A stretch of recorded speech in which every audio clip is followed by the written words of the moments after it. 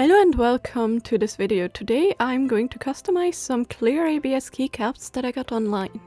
And this is essentially the easier way to make custom keycaps instead of having to use resin.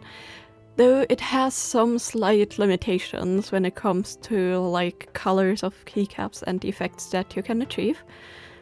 But I decided I'm going to sculpt some toppers for them, starting out with an axolotl, and I'm actually using Cernat translucent clay here for the first time ever.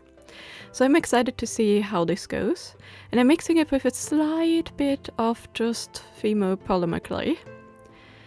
And these have to be super tiny because they need to fit on top of the keycaps, so I really hope that I can get a lot of details in here. But I'm essentially starting out with like a tapered cone shape, then like rolling it out a little bit more and shaping the head and then the feet with my silicone shaper. And I'm also using my X-Acto knife to cut things. The legs are also just like little worms of clay that I blend in and then bend into shape. And then I'm also tapering the sides of the tail a little bit to make it thinner and give it more shape.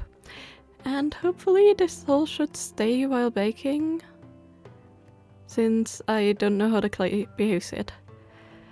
For the antenna things, I don't know what they're actually called for axolotls that they have on the sides of their heads, I just made these E-shaped little pieces and blended those in, and then I refined them again with my blade and my little silicone shaper just a tiny bit more before giving this little guy some eyes and adding the final pose.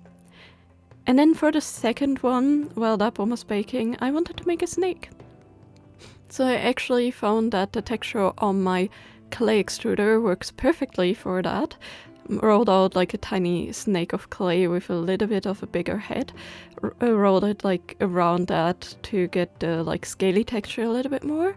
And then I just shaped it, put it onto my baking tray here, and decided that I'm going to change the head shape a little bit more, and here they are both baked. So the axolotl was with the instructions, just a bit shorter, but at the instructed time. The snake was in a bit longer for like a lesser temperature, and I'd say, yeah, the snake worked up a bit more, but it's not as translucent as I've seen the clay can get. But the axolotl definitely was in too long and changed its color and essentially got burnt a little. It's not too burnt, and I'm still gonna use it. It just doesn't have the light pink anymore, it's more translucent orange, but I'm totally fine with that, since I should have actually, experimented a little bit more. Now to paint the keycaps, I'm actually starting off with the one for the snake, since I already had ideas for that. And I'm using a really fine brush here with some permanent silver marker. These are edding markers, by the way, not sponsored. I just really love their metallic sheen. And this fine brush will help me get some details, and then all the overpaint I have, I just am going to like scratch away with the tip of my like pointy tool here, or needle tool. Also, it helps to like sketch out a little plan beforehand, and since these are clear, when you paint on the inside you can actually see through them and look at the sketch. You may be able to see the sketch on top. I just had that laying on the side there just to have it as a reference, but you can totally like lay the keycap on top and just, try and trace it. And then I just added some black behind the lotus flower, and the rest I'm doing like this blendy purple pink black tone, just to give it some variation. I wanted to keep this design fairly simple, but I wanted to give this jade snake that I essentially made like a nice little base. And then I realized that there was a lot of light still coming through the keycap, so I used some black paint just on the back and my flashlight from the phone, and I just checked where like the light spots were, because if you have a light up keyboard, like the light from it will show all the little gaps you left. And while I was at it, I decided, the snake is a little bit lonely, so I wanted to add some sakura flowers. These were so tricky to make. I mean, the petals were fairly easy. You just make tiny balls of clay, roll them out with your like dot tool, ball stylus dotting tool, and then I used the needle and like carefully, very, very carefully placed the little petals on the inside to form a flower. And this actually took 3 tries to somewhat get right, but in the end I was pretty happy, so I chucked it in the oven for a little bit. And then I decided to paint the snake a little more, so just some white on the outside of the flower and some darker pink on the inside, just to give the flower some more 3 dimension. And by this time, with the second bake, the snake actually turned a bit clearer on the outside, and it looks really nice now. For assembly, I actually need to have a surface that holds glue, so the best thing I could think of was to scratch the surface with a nail file and my blade before adding the super glue. And I know it will turn foggy on the sides, but if I'm careful, I can carefully scrape that off with my X-Acto knife, so that should not be a problem. And in worst case scenario, if there's some minor scratches left, you can actually just use some clear varnish of any kind to seal things in. Which I'm also actually going to use in the end just as a thin layer to seal in all the paint jobs that I'm adding here. And then next up, of course, the axolotl also got its paint job.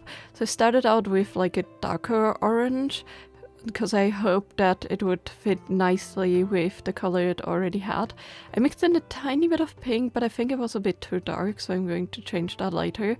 But for now, this is the basic paint job. And then for the eyes, I'm actually using my pointy tool with just some black paint, and I'm adding that into the eye crevices.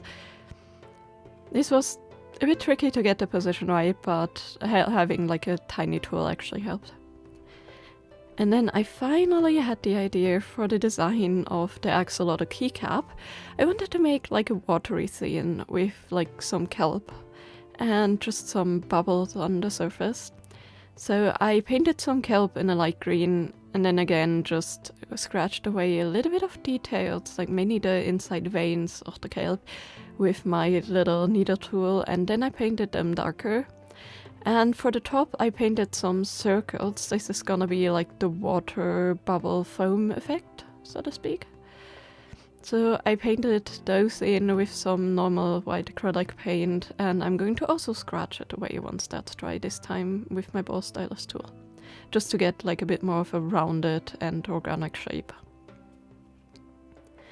By the way, the reason why we want to paint the inside of the keycaps is to prevent things from scratching up and to protect the paint job, because, you know, keycaps are constantly being used, and if you paint the insides, which is why I got clear keycaps, it's way easier to prevent that. You can of course use paints and varnishes that will not scratch so easy, like if you have a base of spray paint and like primer or something, and then you paint on top and you seal it in properly with like some clear coat, you can totally make something that's pretty scratch resistant. I just found this to be way easier, plus it adds the extra nice like smooth edges and sheen that the keycap naturally has, just keeping it on the outside.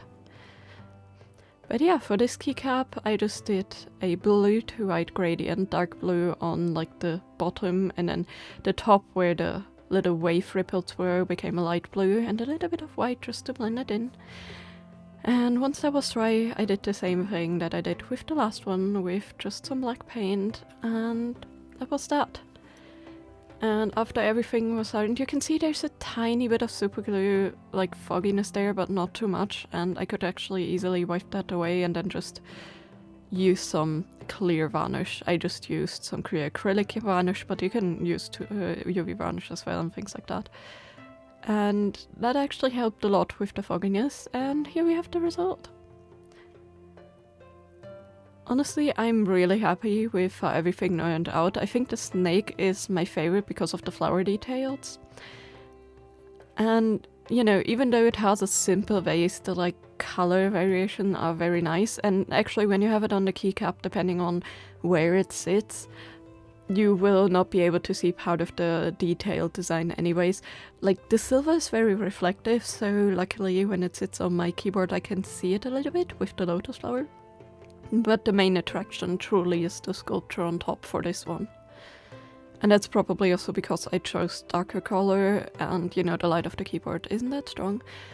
But yeah, I was happy to see that with the like light method that I didn't have any spots that had any issues with the light shining through. Another thing I noticed though is what you can do if you want to. You can totally like scratch the paint off the inside post just to have some light coming through the top. It doesn't light up much depending on the keyboard, like mine doesn't light up that strongly, so it doesn't really show through the animals that much at all since they're decently opaque, but it definitely shows a teeny tiny bit. So if I could get this clay more translucent, maybe in the future I can make designs where the light actually shines through. But again, I need to experiment a little bit more with that clay since it was the first time using it. And I plan to maybe do like a try and error thing with like how many colors can you mix in before it becomes too opaque, and which temperatures should you bake it at, and you know, maybe some helps to prevent it to turning like yellow or brown and things like that. So we shall see, maybe that's gonna be a future video. And these keycaps, in comparison to resin keycaps, definitely have their limitations again with like the colors and the embeds you can do and like the translucency you can get when you know, paint them versus when you add alcohol inks to resin. But for somebody that doesn't want to touch resin and just wants to have a simpler project, these are actually not too expensive and really easy to find. This is like the perfect alternative, I think, because you can paint them, you can sculpt on them, just as you want, and yeah, you can just make whatever you want on them. And I'm just really excited to see what other themes I can come up with in the future, because I still have some left. But I'm absolutely in love with my two creations here, even though the axolotl are like flattened and like melted together just a teeny tiny bit and lost the detail. But that's again because of the clay. But yeah, let me know in the comments down below what you thought of my designs and which kind of keycaps would you be interested to see. Maybe you guys have some interesting suggestions for me that I may make in the future. But yeah, as always, I hope you have a great day. See you next time. Bye bye.